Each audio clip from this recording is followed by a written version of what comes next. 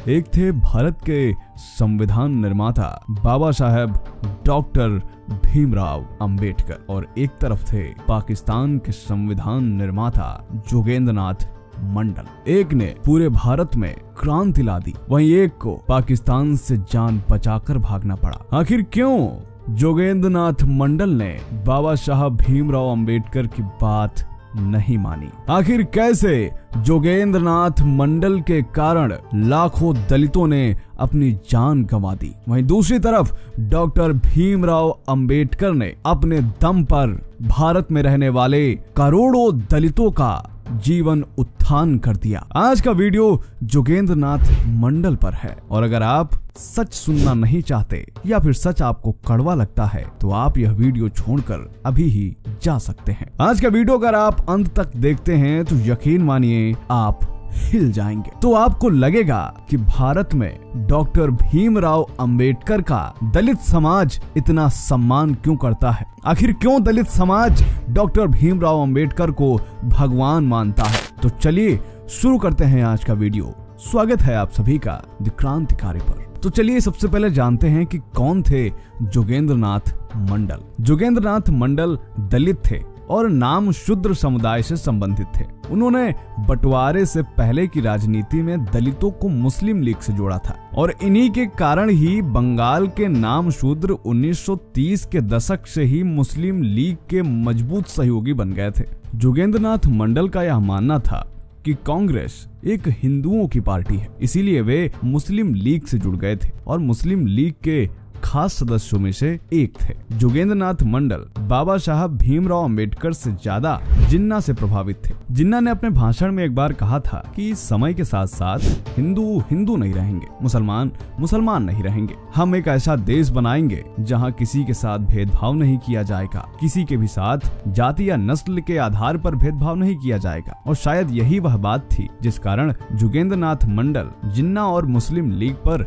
लट्टू हो गए थे। इसके आगे क्या हुआ चलिए जानते हैं। जब भारत और पाकिस्तान के विभाजन की घोषणा हुई तो असम के सिलहट को जनमत संग्रह से यह तय करना था कि वो पाकिस्तान का हिस्सा बनेगा या भारत का। उस इलाके में हिंदू मुस्लिमों की संख्या बराबर थी। जिन्ना ने इस इलाके में मंडल को भेजा और मंडल ने वहां के दलितों का मत पाकिस्तान के पक्ष में झुका दिया, जिसके बाद सिलहट पाकिस्तान का हिस्सा बन गया और आज सिलहट बांग्लादेश में है। और जिन दलितों ने पाकिस्तान को चुना था वो आज या तो मुस्लिम बन चुके हैं या फिर भारत में शरणार्थी। जोगेंद्र नाथ मंडल बाबा साहब अंबेडकर के परम अनुयायी थे, पर राजनीतिक स्वार्थ में वे बाबा साहब के सीख और सिद्धांतों को भूल गए। राजनीतिक स्वार्थ में अंधे मंडल को तनिक भी यह संदेश नहीं था कि जिन्ना जो कह रहा था वो काफिरों को मूर्ख बनाने का इस्लामिक हथकंडा था, जिसका उद्देश्य काफिरों को बरगलाकर धोखे में रखना था ताकि सही समय आने पर वह अपने जिहादी उद्देश्यों को पूर्ण कर सके। बाबा साहेब अंबेडकर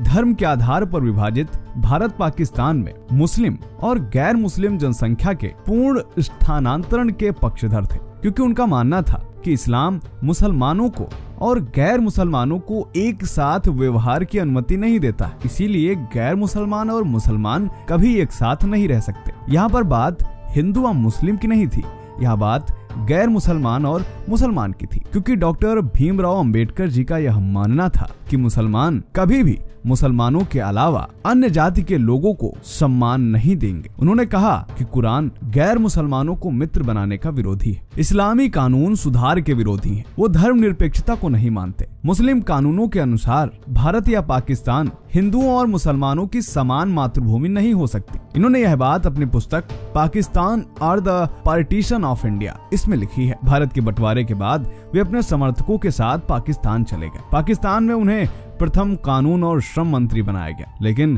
पाकिस्तान में बंटवारे के बाद गैर मुस्लिमों के ऊपर भयानक अत्याचार, नरसंहार, लूट, बलात्कार और मंदिरों का विध्वंस देखकर जल्द ही उनका दलित मुस्लिम भाई भाई का भ्रम टूट गया। निर्दोष और बच्चों पर यह अत्याचार उनसे देखा न गया। उन्होंने जब इसका विरोध किया तो उनको देशद्रोही कहा गया। पूर्वी और पश्चिमी पाकिस्तान में हजारों लाखों दलितों का भयानक नरसंहार, बलात्कार और जबरन धर्मांतरण किया गया। स्त्रियों को नग्न कर सड़कों पर जुलूस निकालकर जश्न मनाया गया। मंडल को जल्द ही इस बात का एहसास हो गया कि जिस पाकिस्तान को उन्होंने अपना घर समझा था वो उनके रहने लायक नहीं है। अंत में 8 अक्टूबर 1950 में पाकिस्तान के तत्कालीन प्रधानमंत्री लियाकत अली खान को अपना इस्तीफा देने के बाद मंडल वापस भारत भाग आते हैं। उन्होंने कहा कि यहाँ गैर मुस्लिमों और अल्पसंख्यकों के साथ बहुत ही अत्याचार हो रहा है, लेकिन जोगेंद्र नाथ मंडल के कारण ही करोड़ों हिंदू, दलित, बौद्ध, सिख आदि ने पाकिस्तान को चुना था। लाखों दलित भारतीय जो जोगेंद्र नाथ मंडल के साथ पाकिस्तान चले गए थे, जिन्हें विश्वास था कि मुसलमान उनका साथ देंगे, पर हुआ यह कि उन्हें मौत के घाट उतार दिया गया, बलात्कार किया गया, जबरन धर्मांतरण किया गया। मंडल ने अपने खत में पाकिस्तान में दलितों पर हुए अत्याचार की कई घटनाओं का जिक्र किया। उन्होंने लिखा कि गोपालगंज के पास दीघर कुल में मुस्लिमों की झूठी शिकायत पर स्थानीय नामो शूद्र लोगों के साथ अत्याचार किया गया। पुलिस के साथ मिलकर मुसलमानों ने नामो शूद्र समाज के लोगों को पीटा, घरों में छापे मारे, गर्भवती महिला के साथ इतनी पिटाई की कि उसका मौके पर ही गर्भपात हो गया। उन्होंने लिखा कि किस तरह पाकिस्तानी मुस्लिमों द्वारा सैकड़ों दलित महिलाओं का बलात्कार किया जा रहा है, उनके घरों को जलाया जा रहा है, उनको जबरदस्ती इस्लाम में परिवर्तित किया जा रहा है। उन्होंने अपने पत्र में लिखा था कि मात्र 1 महीने के अंदर ही 350 घरों को ध्वस्त कर दिया गया है। उन्होंने अपने पत्र में जो बातें कही थी वो पूरे दिल को